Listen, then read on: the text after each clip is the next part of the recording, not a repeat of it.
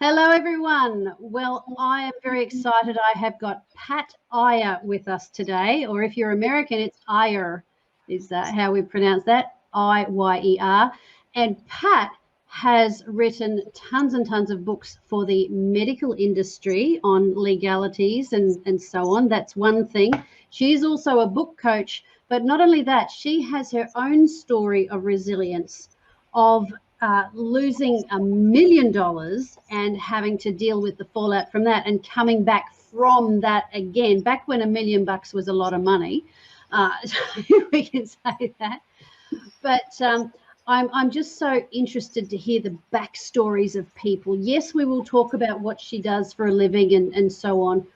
But when people are really successful, it is great to hear their backstories and the grit that it took to see them go where they're going and where they are now. So in the meantime, let's just have a quick, I'm getting faster at this, but here we go. We'll be right back after this and you can meet Pat.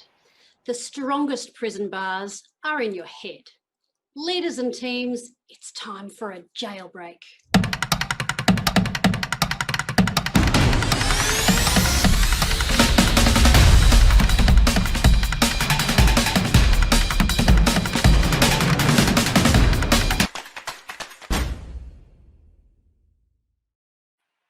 And we're back. Pat, hello and welcome to Trish TV. Thank you, Trish. That was a very impressive intro. I don't think I've ever seen anything quite like that. Got my attention. Well, there you go. But you have a very impressive story to tell, and so interesting. And as I was saying with talking to you about before we started, in Australia, we currently have a royal commission, which is a huge, it's about as important as you can get of an investigation into our aged care system, which has not functioned well. And people have been, terribly mistreated in many places, and then other places have been great, but it's just a frightening thought of medical care. And it's going to be improved and shaped up. And especially, I guess, with the aging population of, with baby boomers retiring and dementia coming on and so on, and they're needing to be in care. But you have spent much of your career in that very high stakes industry of medical care and the legalities of it. Would you like to just tell us a little bit about that and how you would advise that industry in patient care? I got involved with the legal system after I wrote my first book, which was for nurses. And then I approached attorneys to offer my services testifying about whether nurses did or did not do the right thing in taking care of patients in hospitals. Wow. And that led to more books. And one of my books, incidentally, Trish, was called Nursing Home Litigation, Investigation, and Case Preparation. I served as the editor and then recruited the authors to write chapters who were a variety of healthcare practitioners and attorneys at a time in the United States when litigation involving nursing homes or long-term care facilities was just beginning to rise. So that got me a lot of business helping attorneys supply expert witnesses to look at those cases of falls and pressure sores and people who escaped. We call that elopement in the United States.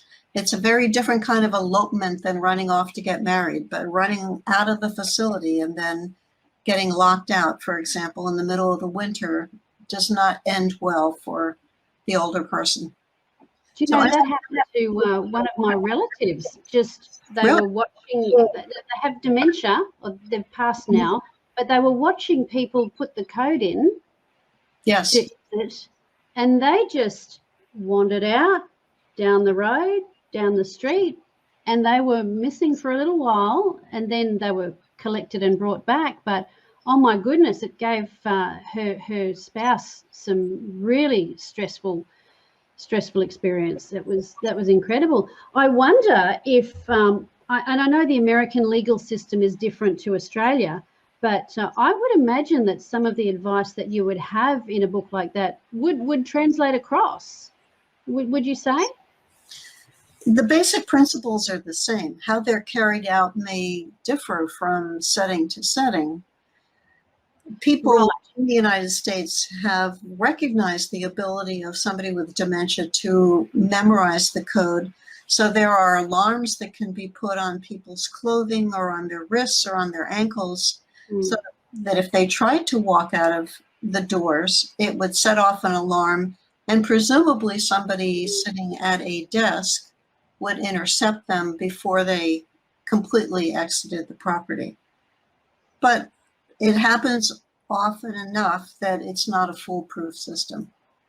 Right, and you've got issues around, we have had in the reports, sadly, we've had issues around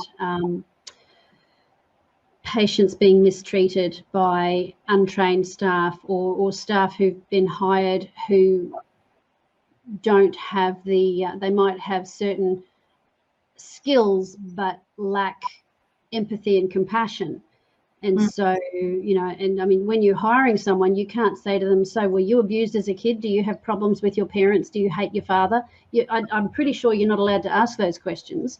But those are the things that we're facing. And also the fraud of overcharging for services that the families don't have any proof that, like, you know, did this really happen?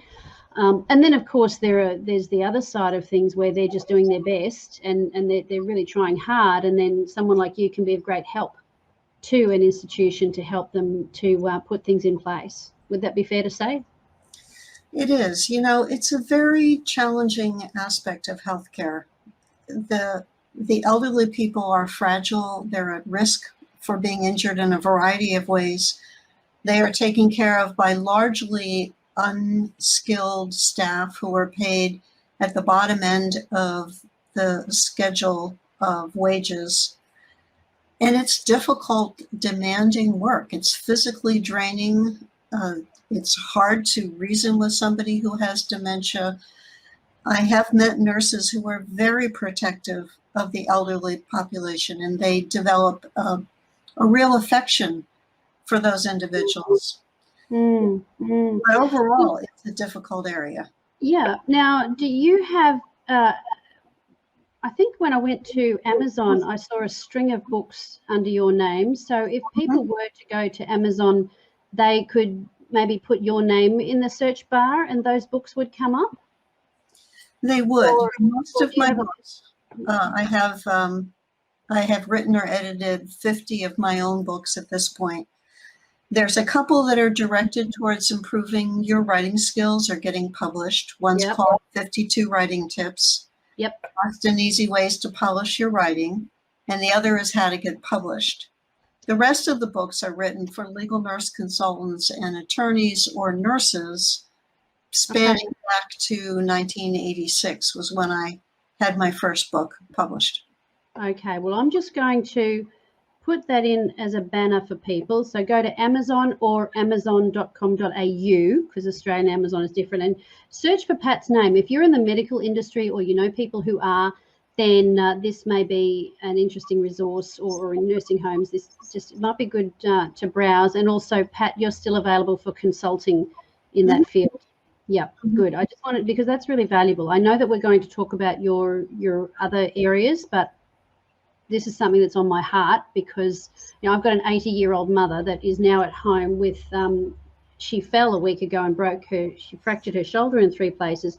She's living here with me for now, along with Dad. So I'm taking care of them and just starting to look at this system. I'm hoping that when it's healed, I'll get another good 15 years of health with her. But it's something that I was told on the weekend, I am the sandwich generation. I've got children who are still, you know, they're just becoming young adults, but then, you know, so they're still somewhat looking after them, and then the parents, you know, looking after them at the top end. And so I wanted to make sure that that was highlighted for people who might be in a similar situation or have an interest in medical. Now, in terms of resilience, you were telling me a story of something that you went through with your husband, And I want to hear about that loss and recovery. And you've given me permission to dig a little deeper into the psychology of that and how you were able to. It's one thing to say, oh, you've just got to do this and say this to yourself and think this. But for people who really have suffered from losses, and when I did, it was people who could tell me some nuts and bolts about their feelings that was more helpful than oh, you're young, you'll make it back again, you know, or comparing tragedy with, oh, you think that's bad, well, we lost this, and it's almost like a competition. That's not helpful. So would you just take us back and share that story, and I might just interrupt from time to time just to ask you a little bit more as we go. Sure. Well, my husband came to the United States from India to get his master's degree, and he decided that he wanted to stay. He got a job ultimately with a company that was selling parts for plastic extrusion machines. Wait a minute. He was a research assistant. Oh, okay, yep, gotcha. And then his boss recognized his talent and took him out of the research department and made him director of the sales division, which my husband had no experience in and had to overcome some resistance from some white guys who were saying, what's this little brown guy doing becoming our boss? My husband excelled in it. He did very well, and he ultimately became ambitious and wanted his boss's job, which his boss picked up on and fired him just as I was starting graduate school to get my master's degree in nursing.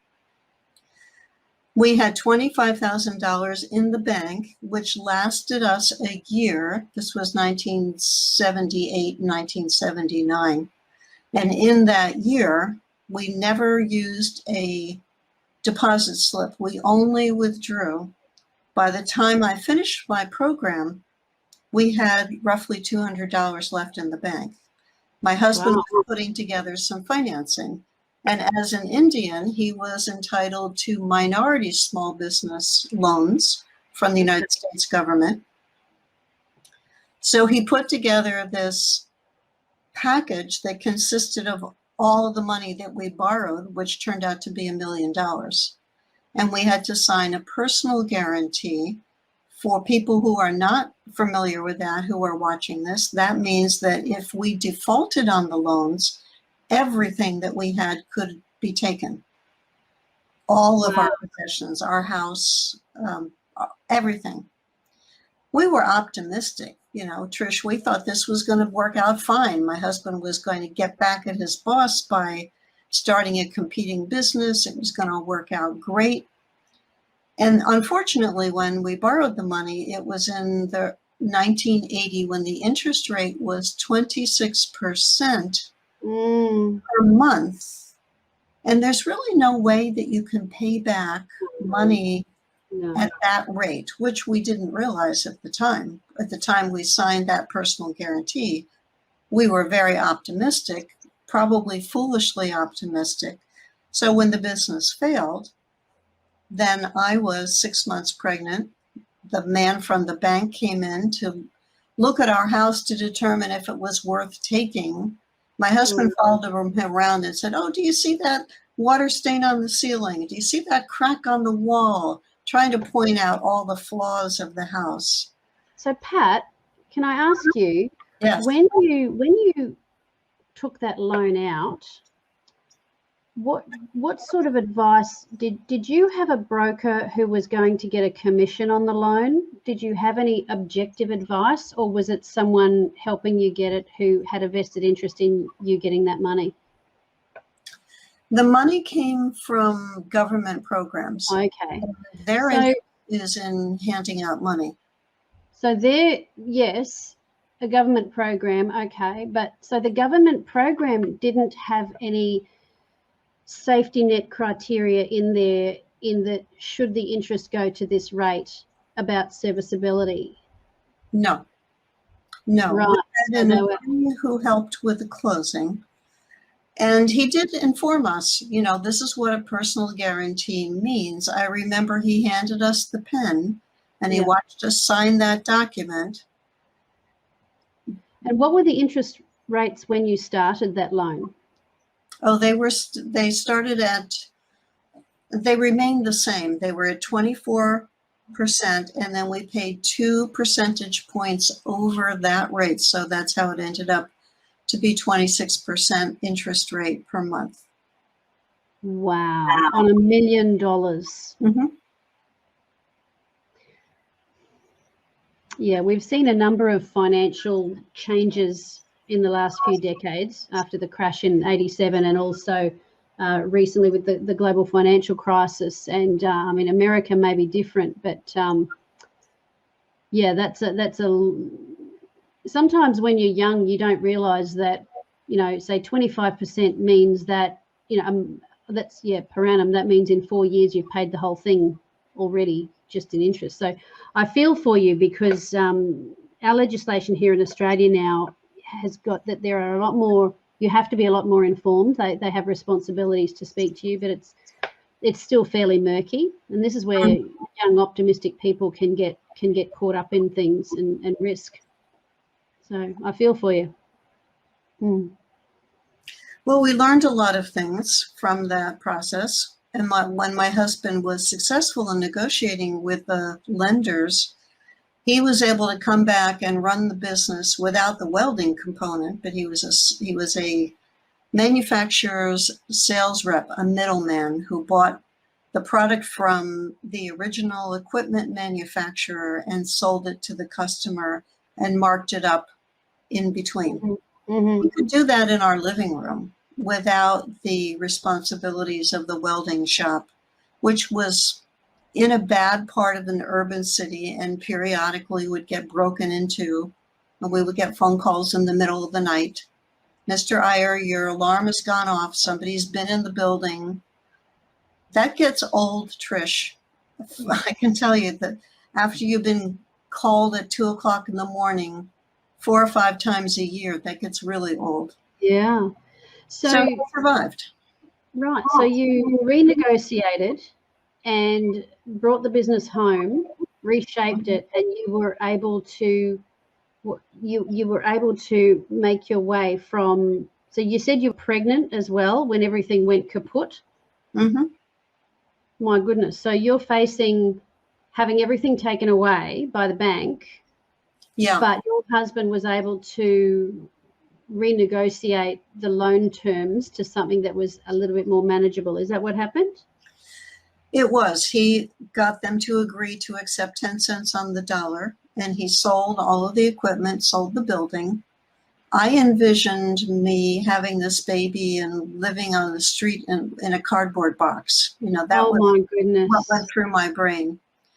But, you know, when you talk about resilience, Trish, my grandparents came from Ireland on a ship, took 2 weeks with 3 kids under the age of 6, leaving Ireland in the middle of very bad economic times in the 1920s. And they taught my mother, and my mother taught her kids, that you need to be strong. You need to be a survivor. You need to not feel like the world is going to make exceptions for you. I can remember whining. Maybe you whine too, Trish. Life is not fair. That's not fair, Mom.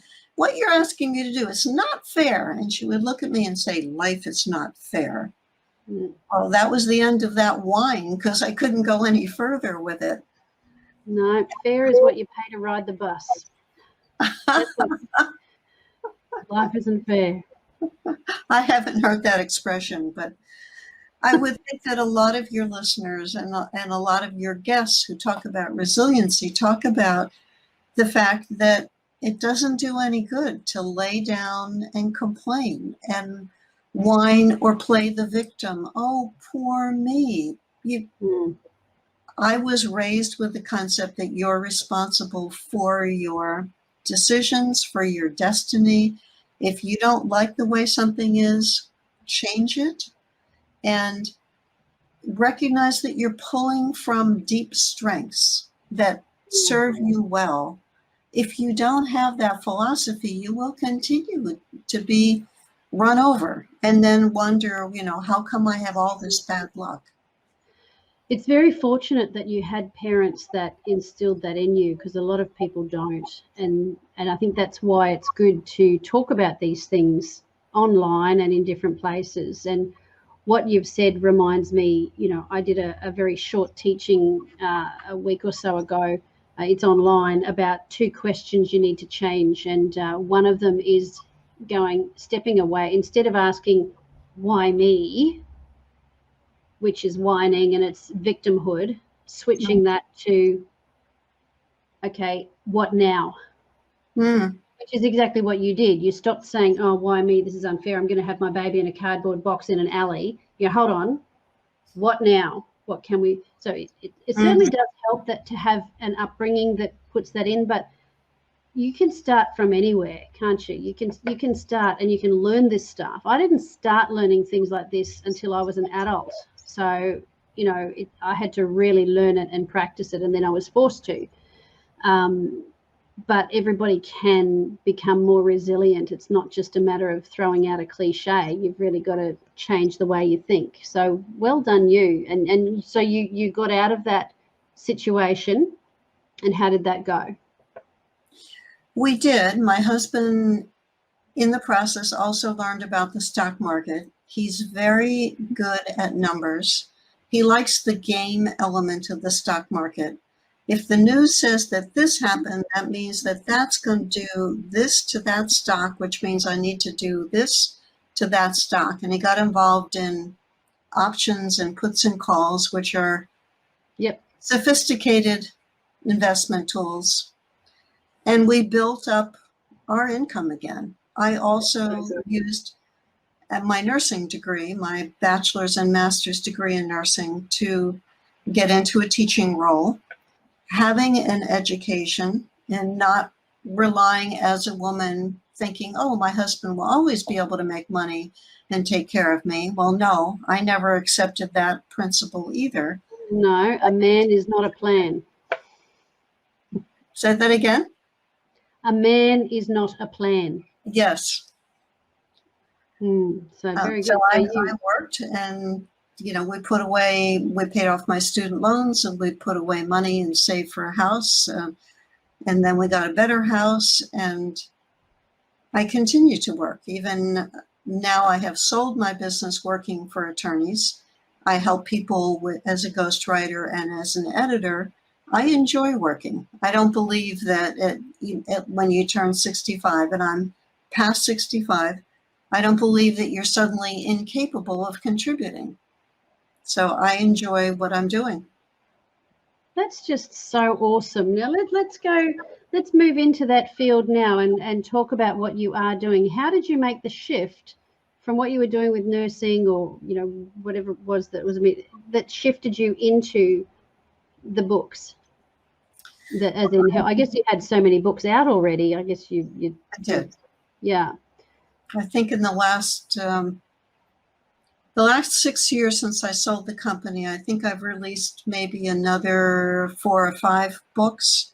I started ghostwriting and editing before I sold the company, and then I had a 5-year non-compete, which prevented me from working with the clients whose relationships I had built up over 28 years. It was a 500-mile radius of the headquarters of my company.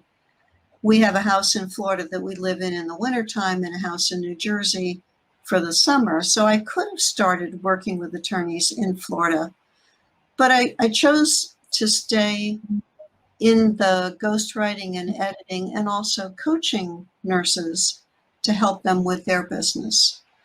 And now I've just started that with legal nurse consulting again. Nurses, you were coaching nurses in business. Legal nurse consultants are nurses who work with attorneys on cases with medical issues. Oh, okay. Interesting. It's a small niche area of nursing, and it appeals to people who like solving problems, who like the detail-oriented, analytical aspects of taking a case How did she get out of the facility and wander down the road? How long was she gone? What were her injuries? What did the system do to try to change that risk afterwards? Pulling apart all of the pieces. Had she ever done it before? Had they seen her doing it before? Had they made an attempt to intervene? That kind of analysis goes into looking at a case. And it's very appealing to a subset of nurses. Right. Well, there are going to be some, that's certainly a field that our aged care system is going to be needing some advice on moving forward with many of them. So that's really valuable. So now you're helping other people write their own books. Now, I would imagine being in legal circles, you would have quite a good command of the sort of languaging in books that is careful and persuasive. Everything in the legal system is dependent on how something is written. Mm. The wrong word in a report by an expert witness can completely change the opinion of that person. So that requires a lot of attention. It really does.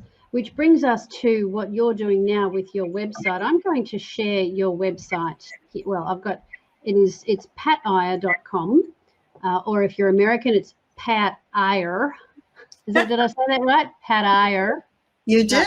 Very good. Yeah. So I'm going to share. This is what her website looks like, what Pat's website looks like if you're going to have a browse. And Pat also has a podcast where what do you cover on your podcast, Pat? I do interviews with people who have written nonfiction books and the type that would help enhance their credibility and enable them to monetize their knowledge. So it'd be nonfiction. Nonfiction, and maybe how-to books or people who are experts in a field. So you've got a Get Your Book Finished course, Writing to Get Business. Can you give us, actually, I didn't prepare you for this, but maybe just give us one or two tips that people should consider with writing to get business. The first one that comes to my head is actually ask for the sale, but I don't know whether that's to do with the writing. I think if you're going to devote the effort to writing a book, which I recommend if you are an entrepreneur, is to pick a topic that you will finish, that will highlight your skills, and will open up opportunities for you. If you had a choice between writing a book about a hobby and writing a book about your business, pick the business topic if you are strategically interested in doing that to get more exposure, build your authority, build your credibility. Okay, so I'm summarizing that as all right, let's go with this one. Okay, so pick a topic that you know you'll finish, highlight your skills in it, and that it's in a field that will take your business forward. So it's relevant to where you want to go and where there's money to be paid for what you know. Correct. Like you said, if it's a hobby or it's, basket weaving and it's not a market that's interested in basket weaving, then it's an indulgence, really. That's true. Well, very good. Okay, good, because I wanted to summarize that. Right, so let's have a look here. Now so they were really good. Back of my books, by the way. Look at these books. There you are, 49 books. Got a video there. And now look what we've got down here. If you scroll down, there are 4 opt-ins that people can benefit from. How to capitalize on your book and make big bucks. But you also offer a free editing checklist, because sometimes we don't see the mistakes that are in front of us. And I've noticed with my books that when I look at them on a screen, I pick up different things that need to be edited than when I'm looking at it, on actual paper. So, Grammarly doesn't always cut it as good as it is. So it is good to have someone help you with that. And you've got secrets of writing a book. Very good. And 10 foolproof ways to proofread your book. Oh, that looks interesting too. So people can go there, they can have a look at those and opt into whichever is appealing for them, any and all. And there we go. So you offer book coaching, you offer editing, and people can, oh, here we go, 52 writing tips, fast and easy ways to polish your writing. Well, that looks really, really helpful.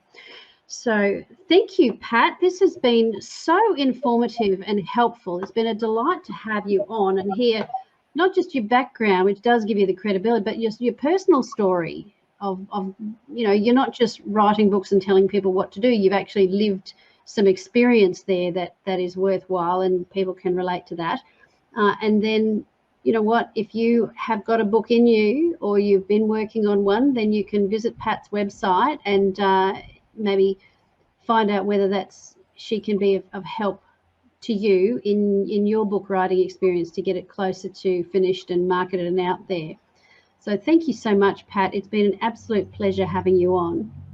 Thank you, Trish. I would encourage anyone who is listening, who is thinking about writing a book, is don't keep it trapped inside you. You've got information that will help other people overcome problems and challenges they're facing, and they need to hear from you. So get it done. Get it out of your head and into somebody else's hands. This is Pat Iyer with Legal Nurse Podcast. I've been talking with Sharon Banks-Tarr about an area that gives rise to a lot of litigation, and that is injuries among the elderly, specifically related to falls. Sharon is a legal nurse consultant and, until very recently, a nursing home surveyor for the state of Maryland. Sharon, we talked about falls. What are some of the key points that we covered in your show? We covered how common are injuries with falls. There was a focus on environmental factors that contribute to falls. Talking about pros and cons, and a couple of those were bed alarms, low beds, furniture that's too large for a room. And also I spoke about the questions that surveyors can ask that provoke risk management analysis within the facility. Excellent. Be sure to listen to Sharon's podcast as we talk about falls in the elderly, something that affects all of us as we age, and also if we have older parents, as well as if we're working with attorneys on long-term care cases. Falls are very common, and injurious falls can result in big injuries to patients. Be sure to come back and listen to Sharon, and thank you so much for being a listener or a viewer of our podcast.